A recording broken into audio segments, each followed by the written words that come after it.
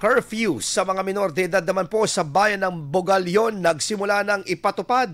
Para sa detalye kasama natin, Idol Jam Victorio. 104.7 IFM. Report! Nagsimula na ngayong Oktubre ang striktong pagpapatupad ng curfew sa mga menor de edad sa Bogalyon simula alas 10 ng gabi hanggang alas 4 ng madaling araw. Ayon niyan sa nilagdaang ordinansa ng Sanggunian.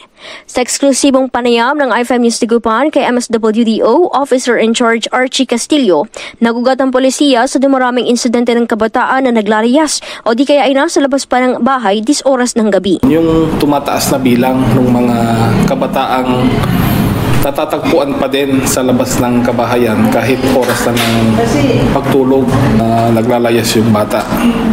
Mas pinipili po nilang pakisamahan yung mga kagaya nilang kabataan para gumawa ng hindi maganda. Nandiyan na po yung paninigarilyo, pagbe-vape, pag-inom ng alak na supposed to be hindi dapat.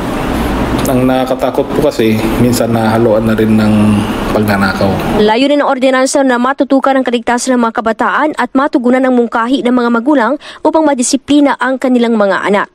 Ayon sa opisyal, wala umanong umalma sa naturang curfew dahil sa maluwag na pagtanggap sa benepisyong maidudulot nito sa komunidad. Ngayon naman po, lahat naman po ay sumasang-ayon dahil alam din po ng bawat magulang sa barangay na para sa ikabubuti ng mga anak nila. Inatasan naman ang mga barangay officials sa pagpapatupad sa kanilang sasakupan sa koordinasyon sa kapulisan at lokal na pamahalaan. Pakiusap ng tanggapan ang maagap na pagtalima ng publiko.